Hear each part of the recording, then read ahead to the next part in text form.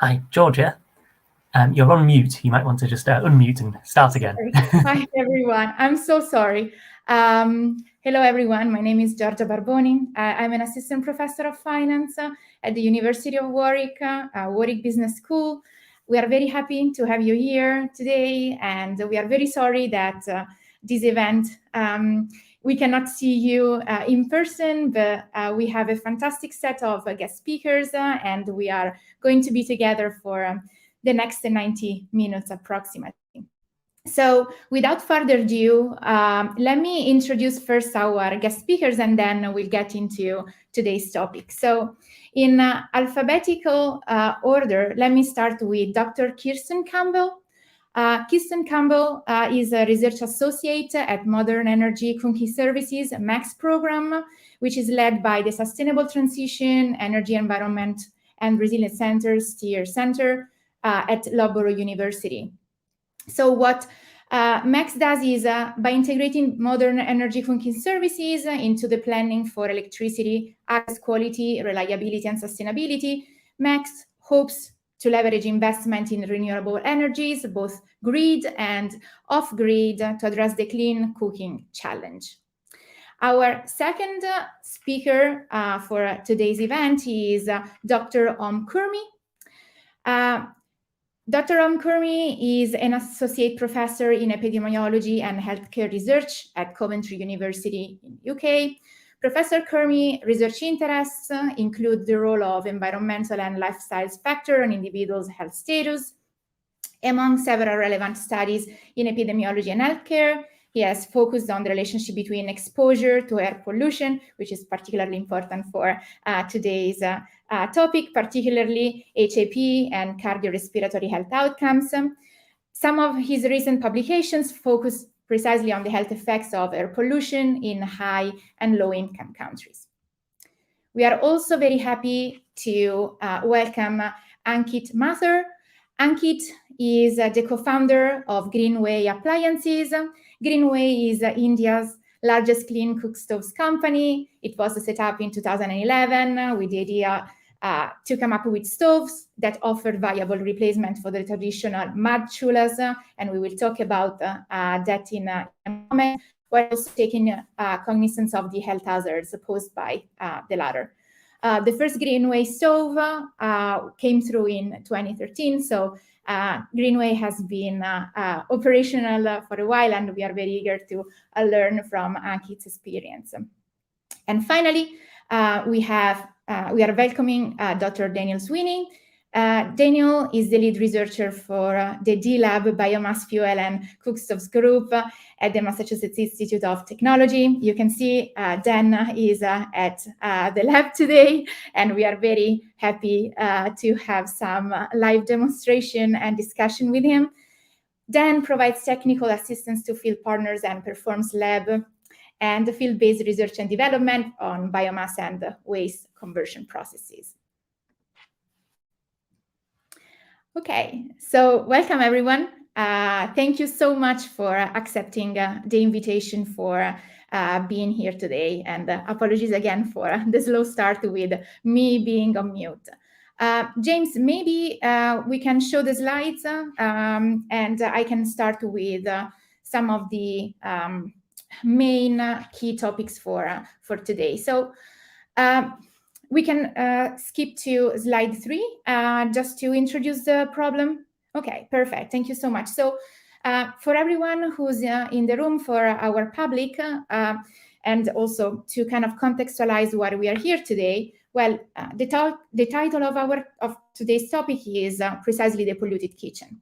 So what we would like all of us together today is to give you an interdisciplinary view of all the health, social, economic, and financial implications of being exposed to what we define as indoor air pollution, AAP, or you will also hear HAP as household air pollution.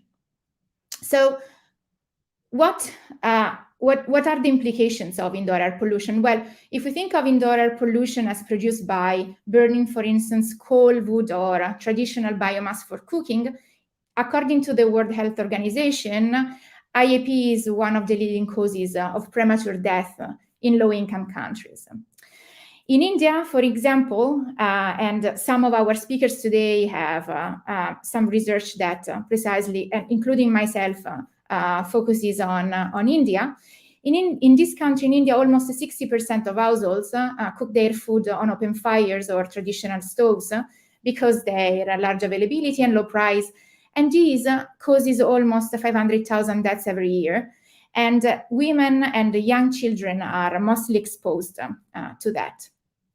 So we can move to the next slide. So why are we today, and what we would like to talk to you about, and what the different discussions and material that we have prepared for today's talk relate to? Well, everyone has been exposed massively to all the information from COP26 and all the UN-related talks around the environment, climate, and access to energy and clean energy for everyone. Of course, tackling the problem of indoor air pollution has very much to do with the Sustainable Development Goals that have been set by the UN. And particularly, James, if you can move to the next slide. I mean, one of the Sustainable Development Goals that we are going to touch upon is the one of affordable and clean energy, what we define as SDG, Sustainable Development Goal number 7. However, it goes without saying that there are a number of interlinkages with other Sustainable Development Goals. Tackling the SDG number 7 also requires trying to lift up people from poverty. So this will be the no poverty goal, SDG number 1, but also ensuring good health and well-being for everyone, and this is SDG number 3, but also ensuring that there are equal gender relationships, and this is SDG number 5, and so on and so forth. So what I'm trying to say here is that tackling the problem of indoor air pollution requires a collective effort that spans several disciplines and several different problems. And one of the reasons why today we have such a fantastic group of speakers is really to provide different perspectives on the problem, ranging from the health implication. We are really lucky to have Professor Kermi here, but also what the next steps will be, what are the ambitious steps towards, for instance, reaching the grid solution, and the reason why we have Dr. Campbell here. And finally, we have some first-hand experience from India, and I mean, we felt like having the point of view from the industry with Ankit Mathur will be a fantastic add to this talk today, and finally also showing you how we can really determine the extent of indoor air pollution from poor people's cooking habits. And this is the reason why Dr. Zwini is here today, and he's there from the lab. So without further ado, I would like to launch the first video. Before doing that, let me kind of introduce the reason for having the video and kind of describing a little bit what the plan for today's talk will be. So we are going to show a video that we took in a rural village in Maharashtra in India that shows the challenges for women to cook with the chula, with the traditional stoves. The video is going to be a 4-minute video. After that, we will kind of start with the panel discussions with, some questions that I will launch for our guest panelists, and anyone feel free to pick any question.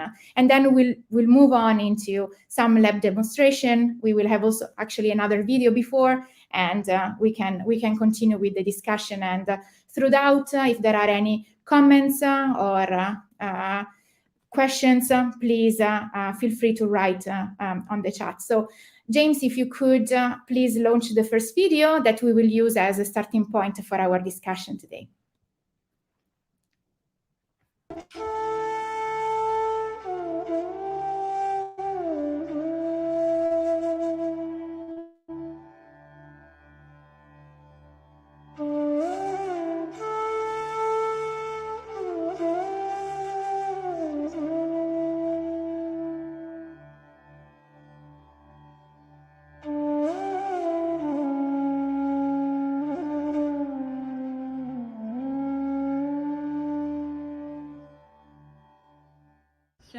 प्रकाश जाबर 50 वर्ष झाली आम्हाला इकडे राहून 50-60 वर्ष झाली.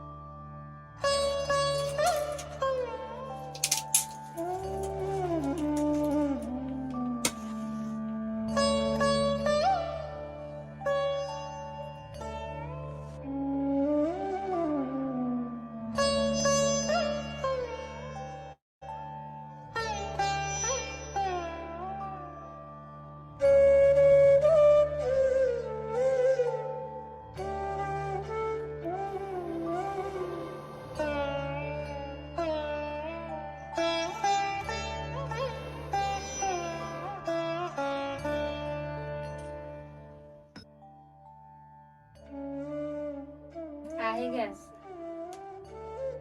म्हणजे आम्ही घेतल्या स्वतःने असं 8,700 रुपयाचा 2 बाटल्या गॅस वापरतो ना. चहा आणि भाजी फक्त बस सगळं याच्यावरच. पाणी गरम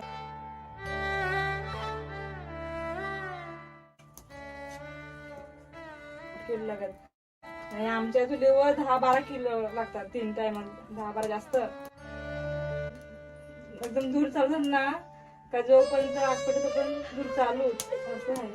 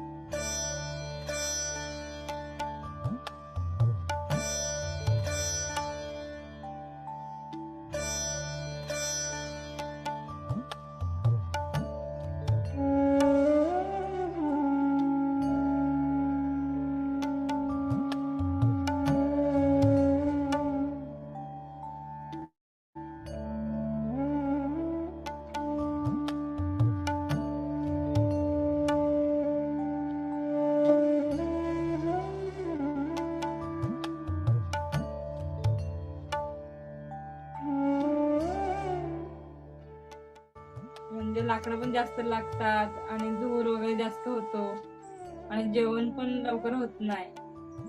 1-पाऊण तास लागतो, 1 तास पाऊण तास लागतो त्या चुलीवरून.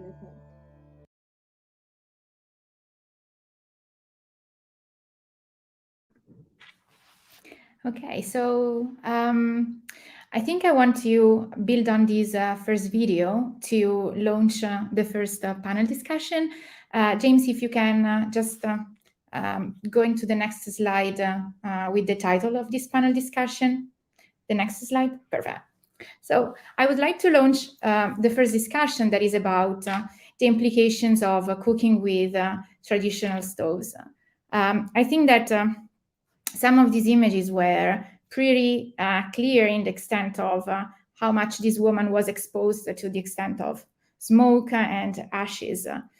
But I mean, I want to throw some thoughts, and everyone from the panel can pick them up. So maybe one of those can be answered by Professor Kermit to start with. But one thing that I would like to get your view on, especially for those who have more direct experience, is how dangerous it is for one's health to use traditional stoves, like to be exposed for 3-4 hours a day to this smoke, and what are the health implications? Maybe Professor Kermit, if you want to start and give us an overview, and then we'll pick from there.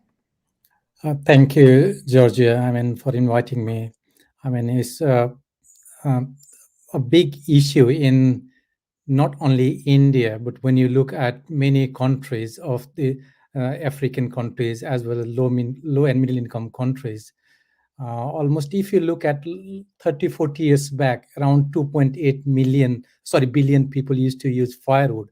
But if you look the number now, it's still same amount of almost 40% of the whole world population use the biomass and are exposed to very high concentration.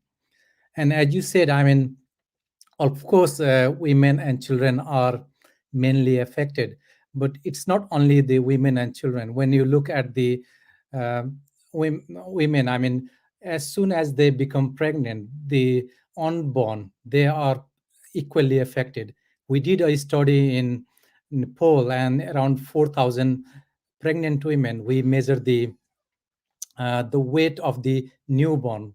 And what we found, those who have used a biomass to cook the food, or they are exposed to biomass, they were almost 5 times more likely to have underweight newborns as well. And you know, these newborns who are underweight, they are likely to have number of conditions.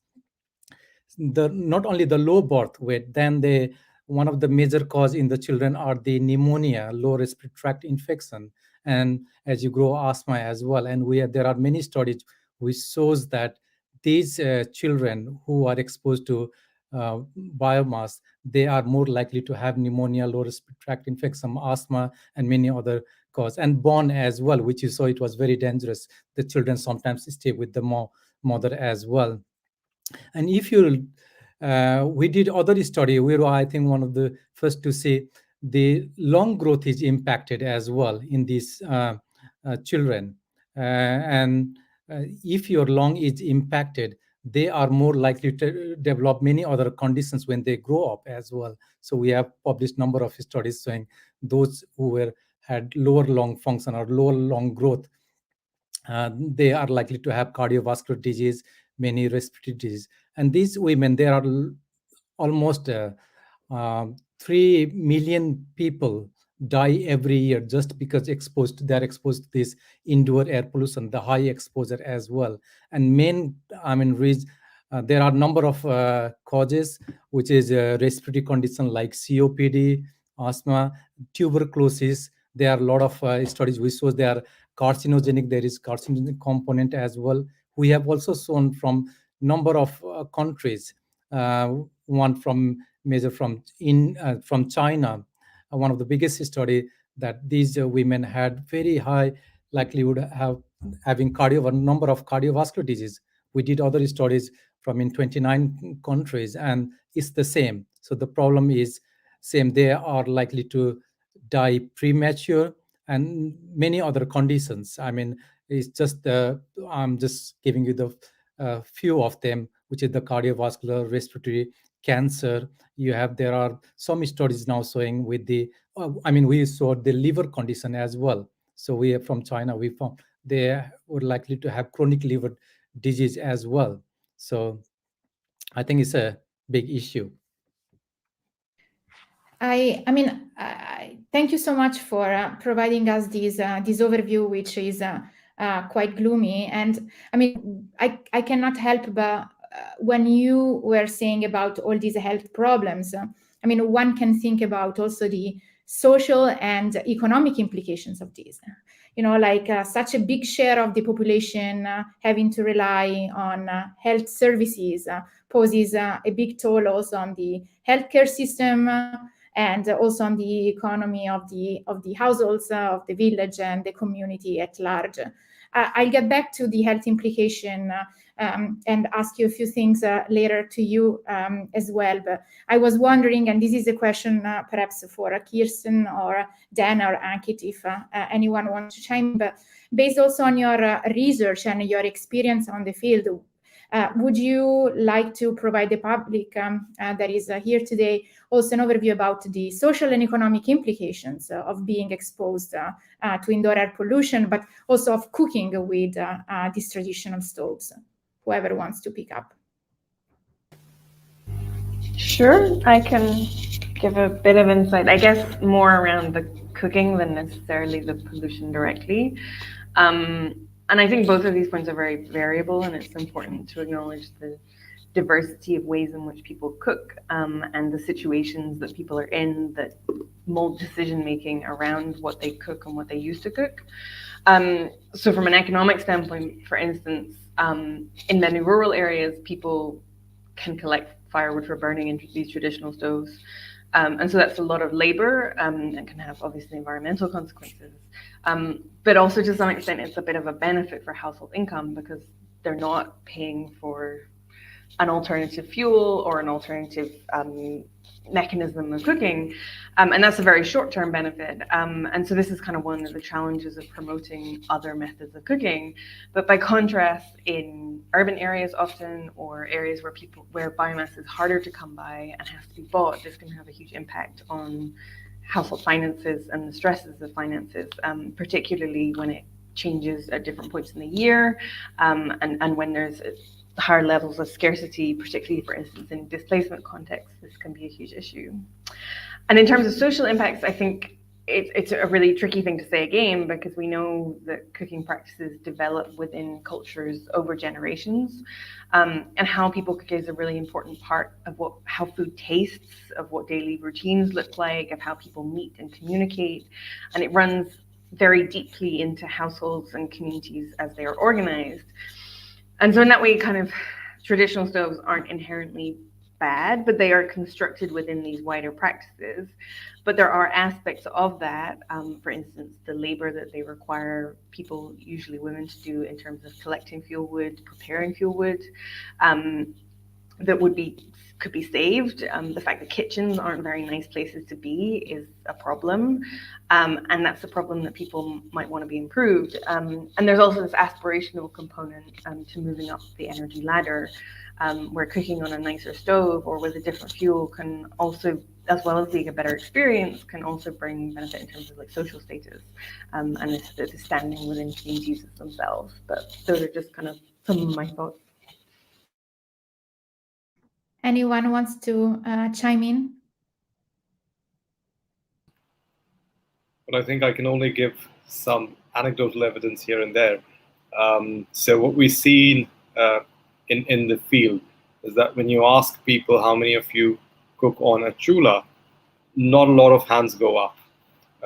Whereas when you actually offer the stove on a discount, even people with a gas connection end up buying it. So what that tells you is that a lot of people would not, be very open about the fact that they are predominantly cooking on biomass. So there is certainly an aspirational value in terms of having a cleaner form of cooking. And as far as India is concerned, that cleaner form is understood to be LPG. That's really interesting, and I mean, I think that what both Kirsten and Ankit have raised as a point here is really like some sort of trade-off and tension. I mean, some of the cooking habits are really entrenched in the social norms that regulate people's lives, but there are also, but on the other hand, of course, adopting more cleaner cooking systems can have huge benefits. So, I mean, launching this question, for Ankit working in improved biomass stoves, Kirsten working on electric stoves. So and then experimenting with all of these and knowing what the health implications are. So I think one question that I have, and probably the audience here is kind of wondering, is like, why, despite these enormous progresses that have been made in the past years in terms of improvement in infrastructures, also increased awareness both from in high-income countries, but also in low-income countries with smartphones, reaching even the most rural areas. Do we still observe households consistently use traditional stoves and so many deaths as Professor Kermi was saying? So what is the problem? Do we have to think of it as I don't want to oversimplify it. I'm just like, throwing some thoughts here. Do we have to think about it as a problem of supply of innovative technologies, or is it a problem of demand? What do the guest speakers think of it?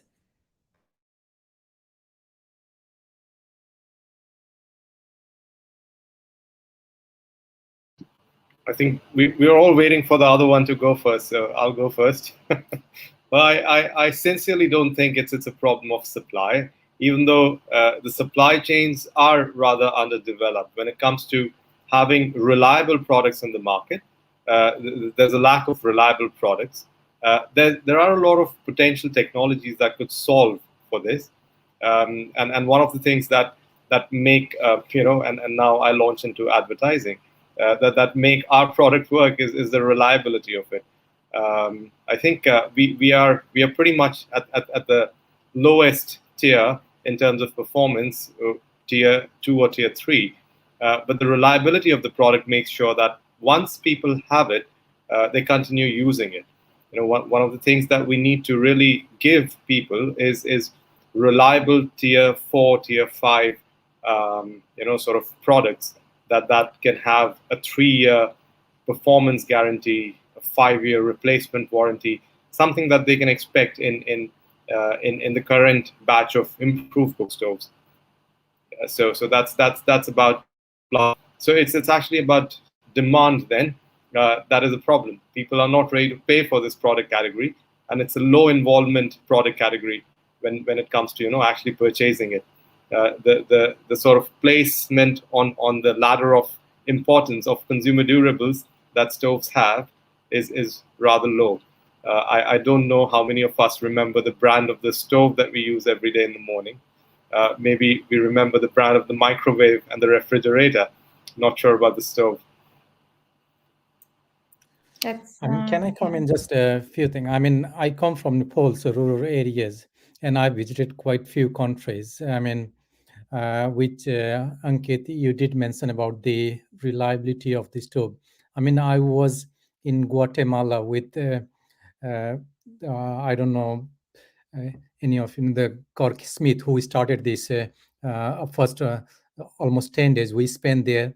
And when we went there, they had a plancha stove there, and I could see most of the stoves were not reliable. I would say same as the traditional stoves. So they sometimes they don't get proper maintenance. And the other factor which I see, I have seen my mother cooking as well. I come from the rural areas this as well, and in many of these rural areas, the economy is controlled by the men as well, and you get free the fuels. This which they can get this wood and other thing, cow dongs and other from. They don't have to pay. So that could be also because the very few men cooks in those regions, so they don't put that health cost is not that much included there, although they have to, as Kristen said, the long-term health cost is much higher. But initially you get you don't have to pay for the fuel or the stove, but then there is an implication of the long-term And that's, I think, is mainly in many regions. What I've seen is lack of awareness as well. So that, I mean, in the rural areas, you can see there. Yep. I guess I would also point out the role of kind of government on not just national levels, but local and regional levels as well, and kind of creating, and internationally, I guess, in creating supportive environments and things. And I mean, I guess India's kind of maybe had the most ambitious example of this in terms of their Ujjwala LPG rollout that has issues, but has been very, very ambitious in trying to like push the needle on this. But even then, when you compare the amount of investment that's got into extending grid and other types of energy investment, the cooking sector hasn't really seen the same thing. And maybe that's in part because a lot of people in government are men as well. But, you know, maybe this goes all the way up.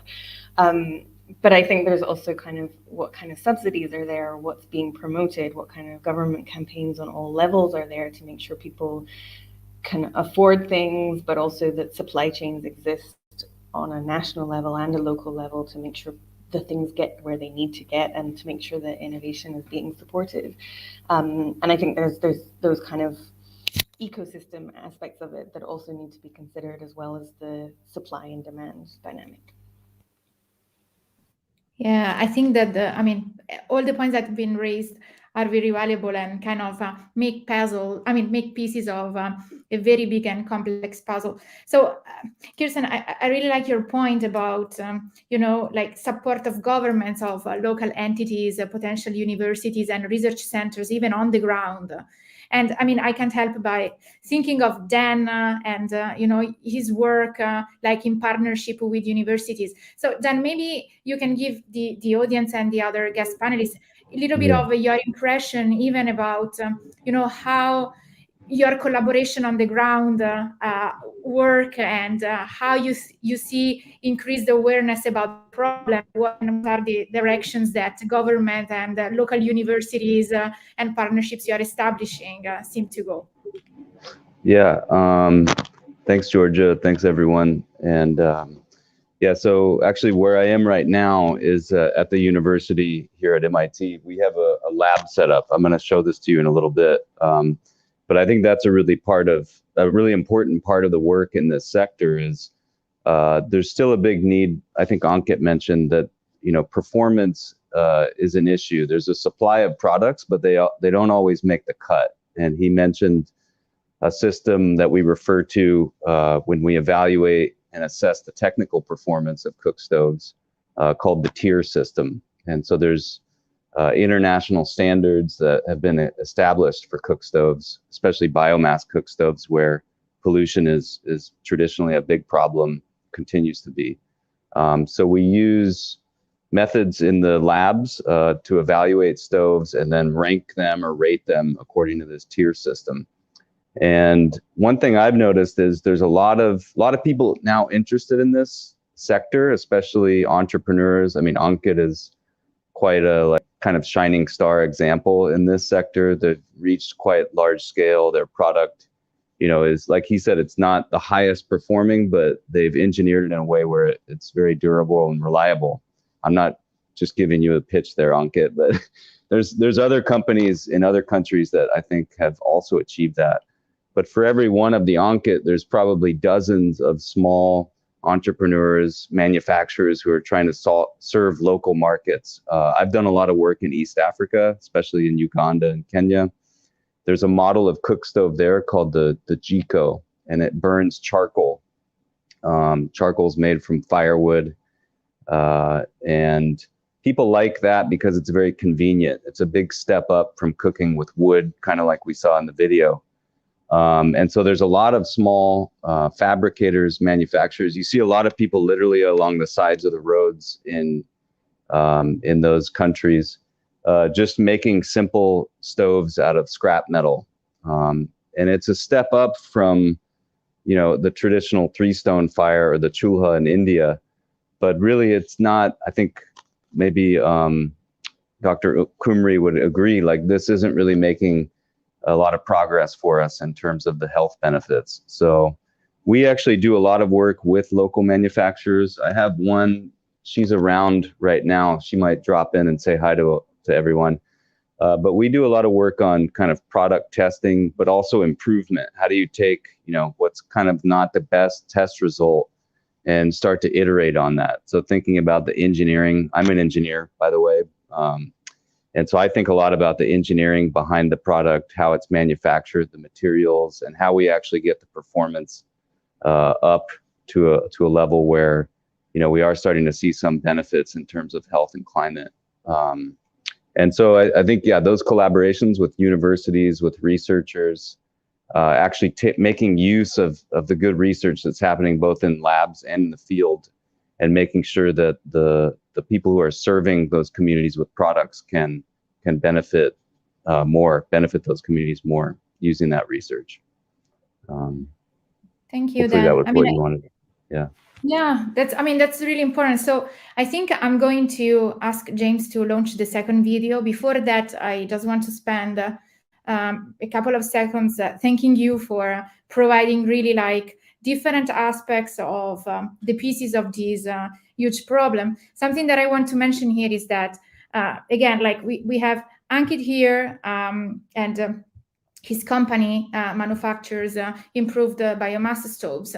We are very lucky also to have Kirsten. And in the second set of panel discussion, I'm really eager to learn more about the electric stoves that Max is delivering, and how the research is going, and what the directions are also in. The research is going in that direction, because I feel like we are really, as you guys have mentioned, we are really targeting the energy ladder, and really understanding what each of the steps are in this ladder is really important. So I'm launching the second video. The second video is essentially about shifting away from traditional stoves. One caveat that I want to make is that we are, in this case, showing what happens when we are offering Shaila, our woman in the rural village in Maharashtra, the opportunity to use a green waste stove. Now, the reason for not offering the electric stove is that we didn't have the infrastructure and the opportunity to do so. And part of the discussion that I would like to have with you guys is really how we can compare these different perspectives somehow, but we can already see that some differences are there with respect to Chula, and there are consistent differences. You will see how she smiles when she adopts a different cooking method. So, James, without further ado, if you can launch the second video, and then we'll comment it together in the second panel.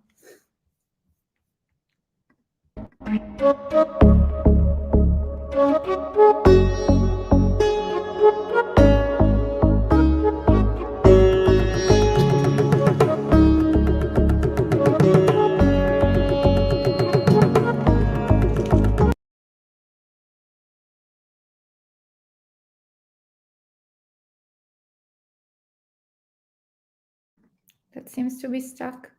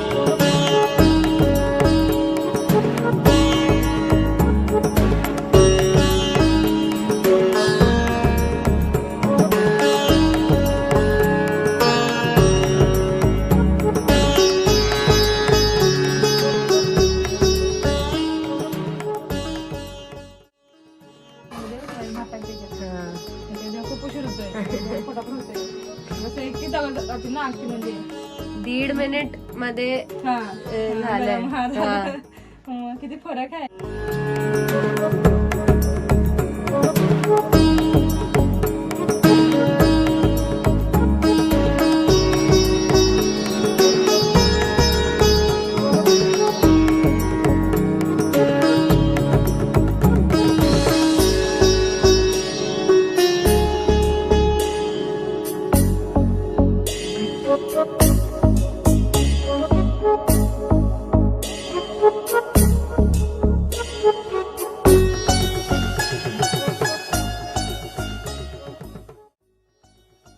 कुठे पण म्हणजे घेऊन ठेवू शकतो असा. आणि ती चूल म्हणजे एका ठिकाणी राहिलं 11 वर्ष म्हणजे असं आमची चूल. एकदा लावली नाही परत हात लावा लागत नाही. आमची कसं 10 वेळेला म्हणजे ढकलत राहायला असं आहे. नाही बघा लावली ना लाकडं म्हणजे एकदम राहून त्याच्या जागेवर असं मस्त कशी होते. गॅस आपला तसा एकदम जळली ना मग जळतच राहते असं. आणि ते एकदा ती नाही लाकडं लोटणार दिसते जास्त वेळ त्याच्यात जास्त वेळ लागतो ना. 1 तास तिकडे अर्धा तास लागतो असं फटाफट होते. म्हणजे आता बघितलं ना ती कशी होती.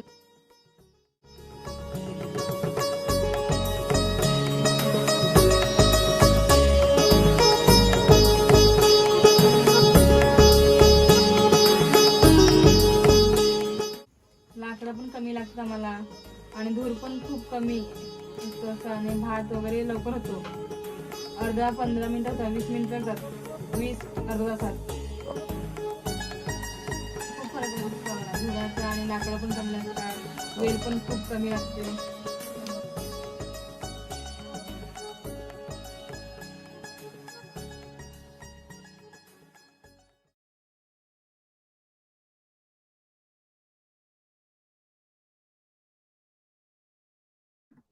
Okay, so I wanted to also say that these videos were made possible thanks to the precious collaboration of Soumya Sethi that went to the villages and took these beautiful images. Before I open up to the panel discussion, we are zooming in into MIT D-Lab.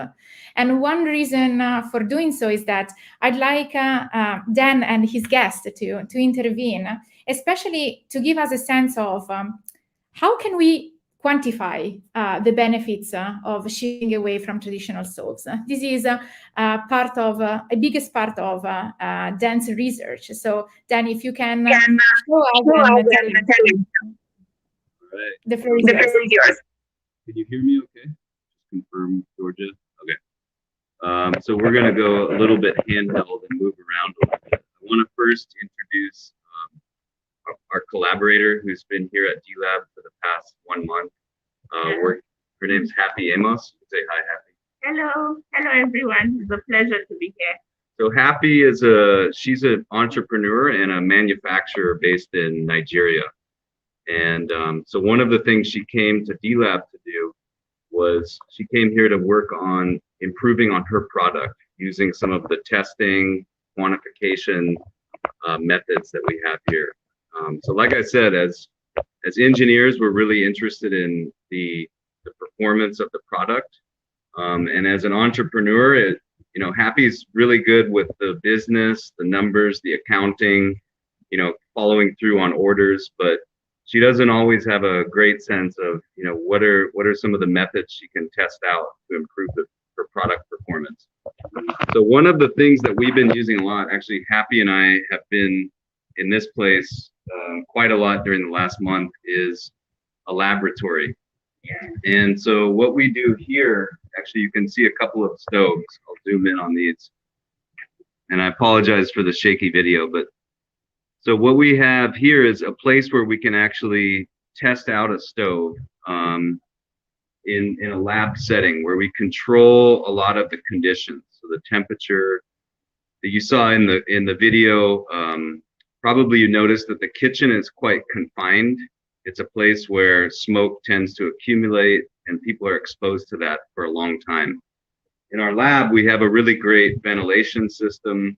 We can take the smoke away and we can run it through some instrumentation where we can determine actually how much smoke is present and even what's the composition of the smoke and the emissions. So we measure some of the important health and climate indicators or metrics, things like particulate matter, that's kind of like the visible part of the smoke or the more visible part of the smoke, soot and ash. We measure carbon monoxide, which is a colorless, odorless gas. It's very dangerous, and especially in charcoal stoves, like the one that Happy's been working on, that can be a big problem. And then we also measure carbon dioxide. And anytime you burn anything, whether it's gas, cooking gas, LPG, or biomass, we're going to emit carbon dioxide. So that has some effect on the climate. But actually, yeah, it's better to produce carbon dioxide than the other two things I mentioned. So before, I'm going to let Happy talk a little bit about her experience here doing lab improvement. But one of the projects that we had recently, we actually worked a little bit with Dr. Barboni on this, was we thought about the lab being not the best place to actually do, it's a great place to control all these variables, but it's not very realistic. So we thought about what are some ways that we could maybe take our measurement apparatus here in the lab, our instrumentation and some of the sensors and devices that we use to measure performance. How could we actually do that in the field, kind of like in a place that we saw in the video? So we had a nice collaboration in India, and we've actually started to use this in a few other places too, where we developed some instrumentation that we actually leave in the kitchen with the user. So Happy's going to hold up one of those. It doesn't actually look like much. It's literally a gray box. At one point, it was a black box. But inside this is a set of sensors and a battery and a small circuit board that logs the measurements from the sensors. So we've actually kind of shrunk our lab down in some way into a form where we can leave it in the kitchen for 6 or more months and gather measurements on those three things in particular that I mentioned: particulate matter, carbon monoxide, and carbon dioxide. So this is called the HAP monitor, Household Air Pollution Monitor, and it's now a device that we can use to quantify in realistic conditions over long term. And you might wonder, why is long term so important? Well, one thing that we know from our research is that people's behaviors change on a weekly basis, on a monthly basis, on a seasonal basis, especially. There may be more people in the house in certain times of the year, so they'll cook in one way at those times, and when less people are around, they'll cook another way. During the rainy season, a lot of the countries where we do our work, they don't have regular summer, autumn, winter, and spring, but there's rainy and dry season. In the rainy season, getting dry firewood can be a big challenge.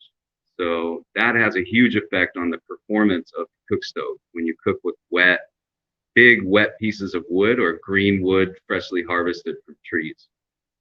So some of this instrumentation actually allows us to understand what's happening in real conditions, not in the lab where we have everything nice and controlled, but with a real user, maybe using a variety of different devices and stoves for cooking. So maybe I'll let Happy just tell you briefly about how she's been working on her product here at the university. So I'm going to mask and you can unmask. We're following our protocol here. So, hello everybody. So I've been in MIT lab for the past 1 month, trying to improve everything about Happy Stove, both the efficiency and also the aesthetic of it. So unfortunately, we don't have the old Happy Stove here, but we have the new one we have worked on to improve the thermal efficiency, to also improve the emissions efficiency, and also improve how it looks. So far, we started from a very low tier, and we are at the tier 3 now in thermal efficiency, and also working on getting our data with the emissions. So it's interesting to see all this technological aspect to it, being a business person and a business graduate. I have no technical skills, but by constantly doing over 10 testing now, I now know the sequence of it. I know how the testing works, and then I can attempt to do some testing by myself. And so Dan is trying to get me little devices that I can go back home with it and be able to do real life testing in the kitchens of my clients, and also to help me develop products independently back in my factory in Nigeria. So such collaborations is very important, because as much as I can comfortably sell Happy Stove to you, I cannot make it. But now I have a good sense on how to make a good cook stove, and at the same time maintain quality through production. So I can easily go through the production line and pinpoint something that is not done correctly, even as I do not have the technical knowledge previously. But with this knowledge, I'll be able to maintain some level of quality in our production line, because I now have all the knowledge and I know how things are properly done. So this is has quite been an interesting one. Thanks, Abby. Okay, so that's just a little glimpse of what we've been up to here at D-Lab. I think I'll hand it back over to Giorgia now, before my battery dies too. So, yeah. Thank you, Dan. Thank you, Dan. May I ask Sorry, say it again. if you can mute? Perfect. So great. Thank you so much. So that was really interesting. And I think that one of the, interesting part of all our work here is really to be able to establish these partnerships across not only disciplines, but across industry and research, precisely to make a difference and to advance knowledge and also good practices on the field. This really paves me, what you guys have shown from Boston really paves the way for the second panel. James, may I ask you to just show the title of it as the next slide, so that we can kind of build on that for next questions. Exactly. So the next and last discussion is about the way forward towards a transition to sustainable and cleaner cooking methods. So we have seen Happy's experience and how her activity, her business gets help from technical people that can really improve the model. And now I have a question for Ankit and also Kirsten, based on her experience, about what are the challenges that I'm thinking about Ankit's business phase. Like, can we think of it as a sustainable model? What is the way forward? I have a few follow-up questions for Kirsten. Maybe we can start from there, and then we can continue.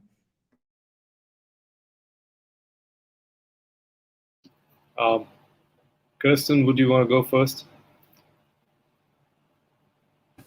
I've been talking a lot. No, you go ahead. It'll be good to hear your perspectives. Sure. So yes, I think I would like to sort of break that overall question down into a few pieces and try to answer them, and then see what the reactions are. So first things first.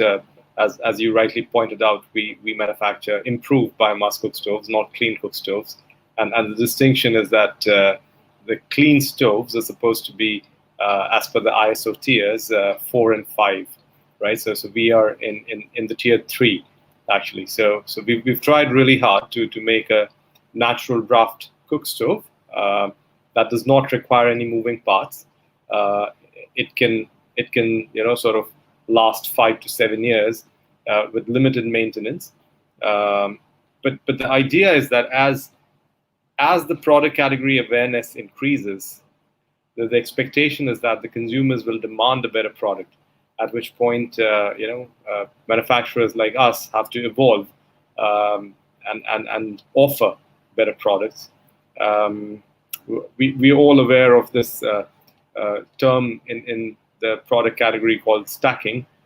So the consumers will stack. If you sort of went back to Shaila's video, I'm pretty sure if she ends up with a Greenway stove and a gas, she'll have the mud stove, the Greenway stove, and the gas, all three.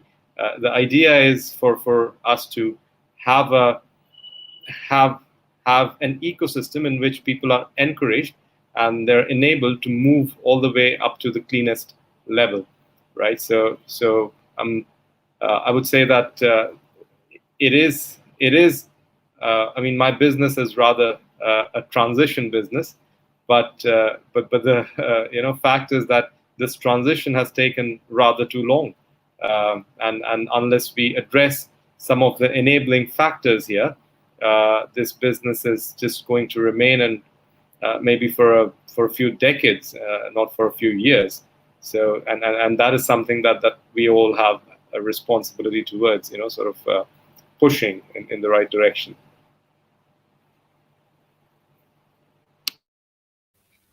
I guess, I mean, this is the kind of perfect place for me to come in, because what Mex Thank you so much, Ankit. And I think there's...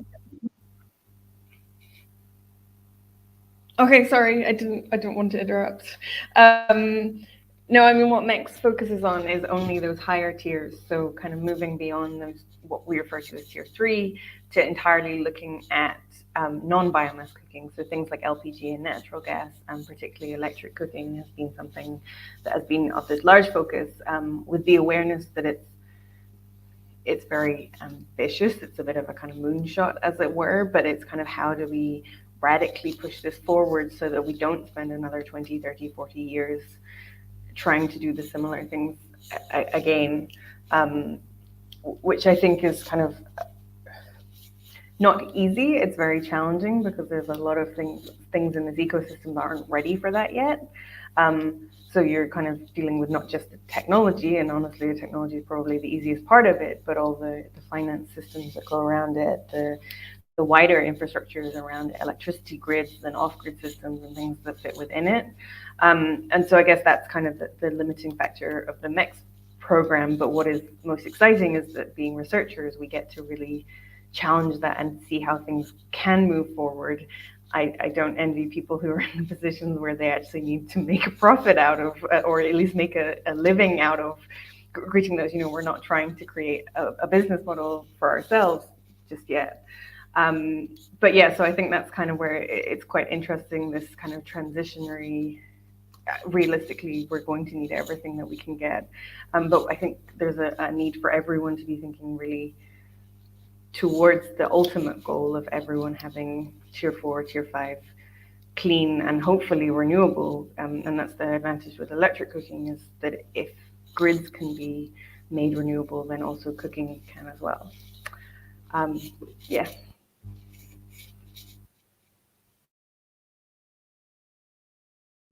Happy, do you want to add anything here about like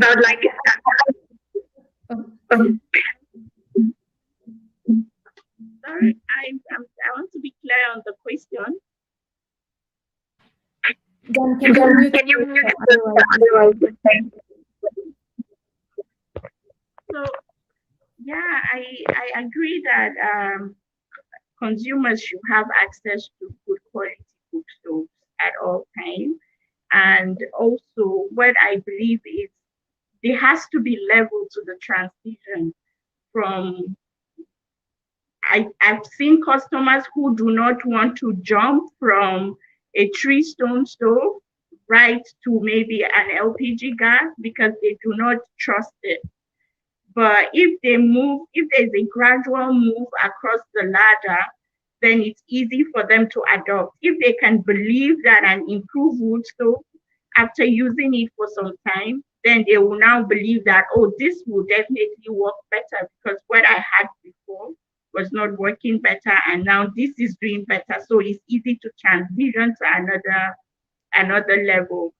But it takes really bold customers to move very fast to the other level. And it's also about the infrastructures available to them at the moment. So there are a lot of communities that are off-grid. Let's say they don't have access to electricity and anything. And so having, let's say, an electrical stove at that moment will not make sense to them. So it's what is available to them that they will be able to have access to. So that is also very important in making decisions about such things. Or let's say a gas plant, the closest gas plant to them is about 5 to 20 kilometers away. And so to just the transportation to get to a gas plant now becomes another cost that they are not willing to take. So these are some of the things that affect transitioning to better cook stove. Can I ask a question, Giorgia? What's your role in motivating people to actually start the transition? Your company, you play a role to motivate? Yes. So I am. It's a lot of hard work. I'm constantly telling them why it's better, why it saves them money, why it saves their environment, why it saves them. But most times it's the fact that they save money by demonstrating how much in fuel reduction they save that gets them to buy the cook stoves rather than the environmental impacts of it.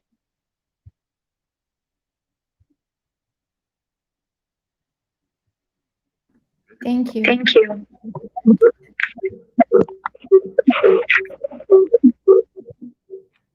Perfect. So I think that, so this is really interesting and really offer like a very comprehensive view about the energy ladder. I think I have one question that is mostly for Professor Kermi, and then it's for everyone else. I mean, so far we have been, talking really on how to reduce indoor air pollution. We have seen the experience of the industry, of researchers. We have looked at different problems that we can tackle, but there's a kind of provocative question that I want to make, that is, I mean, someone can always say, and I apologize in advance if it may appear a naive question, that is, we are trying to tackle indoor air pollution, but still, there is a lot of other pollution in the air that is produced by firms. I mean, I'm thinking about Delhi right now, that is currently in a lockdown with schools closed. And this is definitely not only related to indoor air pollution, I guess. So, I mean, I don't want to leave this discussion with a pessimistic view, but I guess the question that I have for you, Professor Kermi, is, I mean, to what extent will the adoption of these cleaner stoves improve, the extent of respiratory diseases? But also, what are the other steps that can be done? And also for us that we live in here, I mean, in the UK or in India or wherever we are. So even for the people at home that are watching us, what are the steps that we can make also to kind of contribute to solving this huge problem that sometimes seems so big for us that like any contribution can be minimal? Thank you. I mean, it's a fascinating discussion. If you ask me, if I had a magic bullet, I will ask everyone, as Kirsten said, to have the best stove, the electric stove, and the electric stove when they have got the electricity which is coming from renewable rather than coal plant or something. That would be the best, but which is not feasible at the moment. So, and because of different issues with resources and all those things, I don't want to go into detail. So what's the second best option or the third best option? And then where Ankit and comes, or the happy stoves comes in. But for me, I mean, when you look at, Dan mentioned a very important point in, are these stoves which we are using, I know it reduces the cooking time, probably increases the thermal efficiency, but are they, or maybe the symptoms which you can see, they don't see the smoke in the air in the kitchen, they might have improved symptoms, but are they having long-term, protecting them from the long-term health consequence? And to that, if you look at the exposure which is coming, which Dan very, rightly said, we measuring the exposure in the real life where they do the cooking. And if we see that exposure, I've been doing that in a big study we did in China recently. We asked them to have a personal exposure put in the kitchen, the living room, and the outdoor environment as well. So we did in 2 seasons, again, because there is number of factors which might be different for 1 week in 2 seasons. We did found that there was a difference there as well in the exposures there. So most of these stoves, if I can say, is although they have reduced exposures, but still there is a long way to go ahead. There is an improvement. I was saying the same, something is better than nothing, but at least there is still, as Ankit said, we need to make progress. It's not the final product. You keep on building on that improvement until we move to the best. But when you look at the respiratory or other, and if you look the exposure here, that needs to be reduced very low level as well. We are living in UK, and we have got air pollution, the ambient or the outdoor air pollution is lower, but still it is not as lower as we should be. If you look at the World Health Organization guidelines, almost 80% of in Europe, they don't meet that ambient air quality standard. They don't. So we are still long way. And when you take the example of Delhi, which is one of the contributor among many, is the residue, the burning of the crops, which is coming. Whether there is way of in Africa, they use the biomass to make a charcoal, which is improved compared to the biomass, but can that be made into pellet or the charcoal, which can reduce? Because when you have air pollution, which is whether outdoor or indoor, it goes from one place to another. I'll just say you tell you a story, just as 30 seconds. When I was doing my PhD, and we measured the exposure indoor and then in the veranda. And when we measure in the veranda, which looks very clean, nothing is there, and the PM 2.5 was around 80, 90, 100 microgram per meter cube, which is quite high. And then we said, what's going on there? This is we're taking as a ambient air measure for ambient air pollution, other outdoor air pollution, and that was not where the people sit, most of them. And then we start measuring, maybe that was in the rural area, so we start measuring like 300-400 meter away from the house, and we found like the concentration was maybe 15 or less than microgram meter cube. So what I'm trying to say is, one influence the other. If the outdoor is high, it comes indoor.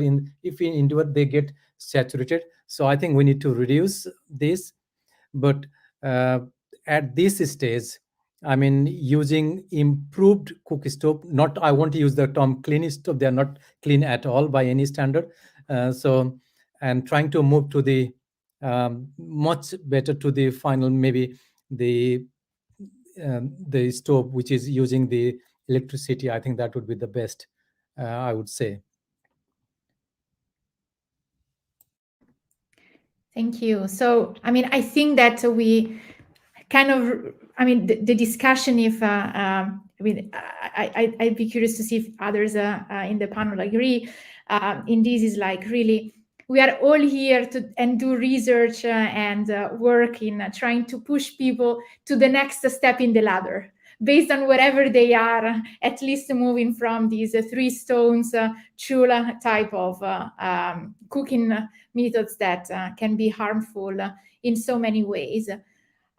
Thank you so much to everyone. So here's how I would like to continue. So if anyone from the panel has anything to add now, I'd be really happy to hear from you and contribute to continue this panel discussion. I already would like to perhaps open up the audience questions. If anyone who's watching us has any question that would like to ask to a specific panelist or to the list of guest speakers in general. So, I mean, we are here to continue the discussion.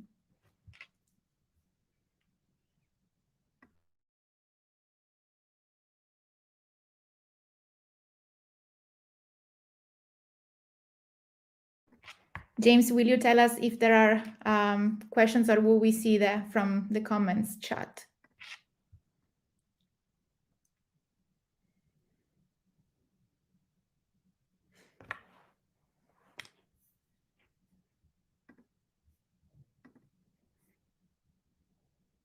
Okay. Cool. So does anyone from the panel wants to kind of reply to what Professor Kermi has just said, or has any other insights?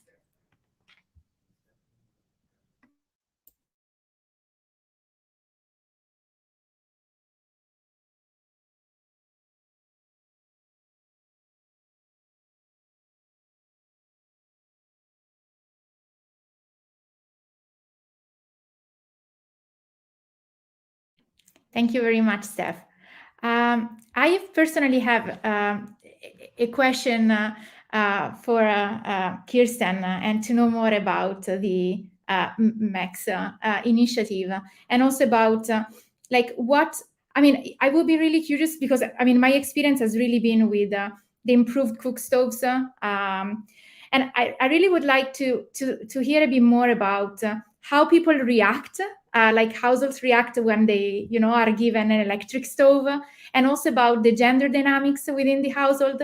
You know, I don't know whether the electric stove is kind of considered as some sort of luxury good that, you know, I mean, can be fascinating for a man as well in the household, and or like, you know, other people. And I would love to hear a bit more about these. Yeah, sure. I mean, I think it's kind of difficult to talk super generally, because obviously every place is different. Every, you know, household has slightly different nuances to it. And I think part of the MEX approach has been to kind of go for the low-hanging fruit first, as it were. So people who already live in cities, who might be low income, but who are paying for biomass, so that then there's an incentive to move to electricity if you can then save money. Those people are also more likely to have decent electricity. So then you're kind of getting the people that are already on there, and then there's kind of hopefully going to be a rolling towards different, that expanding the people who have good electricity, that population of people will expand as we go. So I think that's kind of partly how it's going. It's less of a kind of providing someone with an electric cooker of some sort and then having this kind of magic moment, and instead it's more introducing things gradually. I know in a lot of work that's been done through MEX in Kenya, there's been a lot of work to promote this on, you know, TV talk shows and things, and to have events running them where chefs can come along and cooks can come along and try things out. And I think a lot of that takes inspiration directly from how improved cook stoves have been promoted, you know, so it's a lot of similar learning, just kind of the next step along. So yeah, that's, I think, quite exciting. I think it's also quite interesting. One of the big appliances that MEX has focused on is these big electric pressure cookers, which are similar to the Instant Pot that you see here, and I know is very popular in the US as well. So these are, yeah, pressure cookers that are plugged into the wall, as it were. And I think it's quite interesting how, you know, excitement about those isn't solely in the global south. You know, they have really good advantages because they're very energy efficient, but people are finding new ways to use those. You know, pressure cookers themselves are already part of cooking in a lot of parts of the world, so it's just kind of moving things along using the same methods, with as little, well, with some adaptation, but going for a place of kind of excitement and things with it, as much as kind of requiring drastic shifts. But that is something that will take a lot of time, and for that to percolate into rural areas will take a very, very long time, possibly. What's quite exciting right now is we're building evidence for using electric cooking on off-grid energy systems, which I think really could be a game changer, because then you can access it from the other side. So places where off-grid mini grids and microgrids and things are being run, we can plan the demand that goes along with pressure cookers or other electric cooking devices into those designs for those, which I think could really be a game changer as well. So yeah, and a lot of it is also focused in the kind of the supply end and getting the same actors who have been working on improved cook stoves to also offer pressure cookers or whatever other devices as well. So you're also using a lot of the same infrastructures, but moving those whole infrastructures along, which I think is being quite successful. So yeah, I hope that answers some of your questions. Yeah, absolutely. I mean, that's really interesting. And one other question that I have more for Ankit and Happy is about, I mean, Ankit already partially touched upon this, that is like supply chain.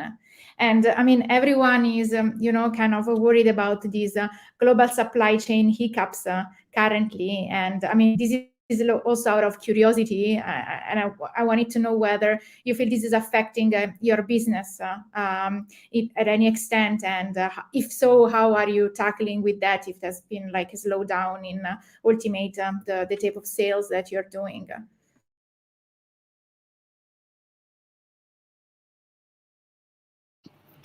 Also, on our side, we are fairly vertically, integrated, and almost all the materials are sourced from within the country. There's been a sustained rally on commodities on account of a variety of reasons. So we'll not get into macroeconomics at this point. But the fact is that more than the supply chain glitches, it's the cost of materials at this point which is hurting us. But I firmly believe that if cleaner cooking, not just clean cooking, but cleaner cooking has to really make a dent, then we need supply centers that are more local in nature. You cannot be airdropping stoves from one country to another. It's just expensive and inefficient, to say the least. So yeah.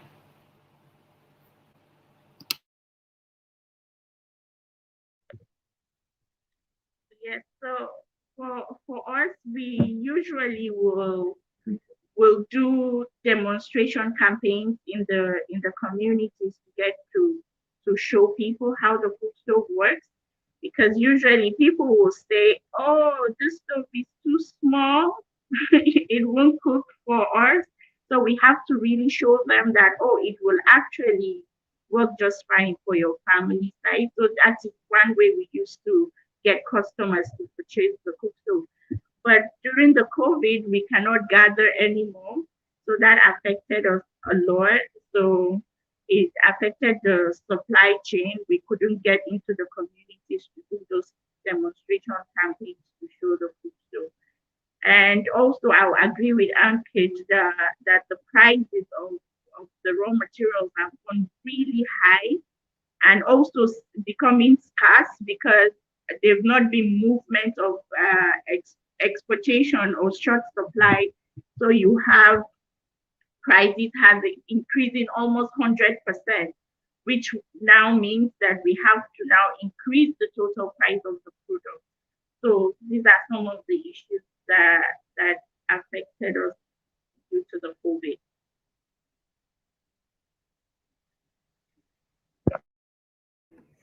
Thank you very much.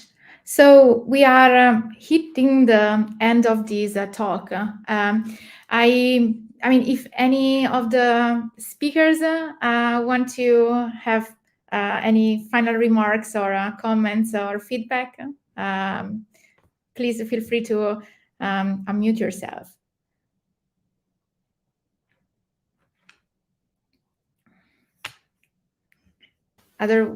Yeah, Kirsten? I guess just thank you for having me. It's been a really interesting discussion, and it's always nice to meet and be on panels with new people and hear different perspectives. So that's my only thing.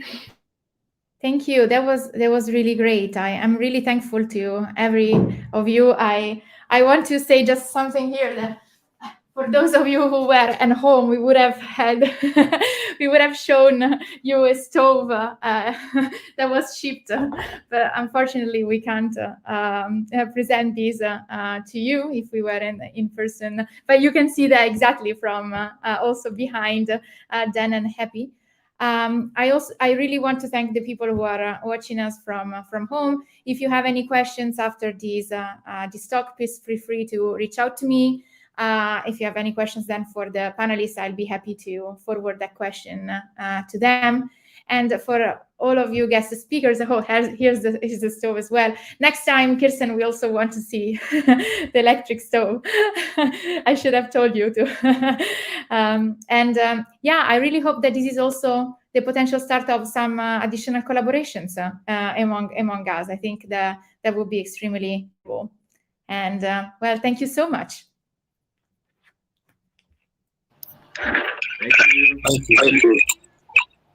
Thank you, Giorgia. Thank you, everyone.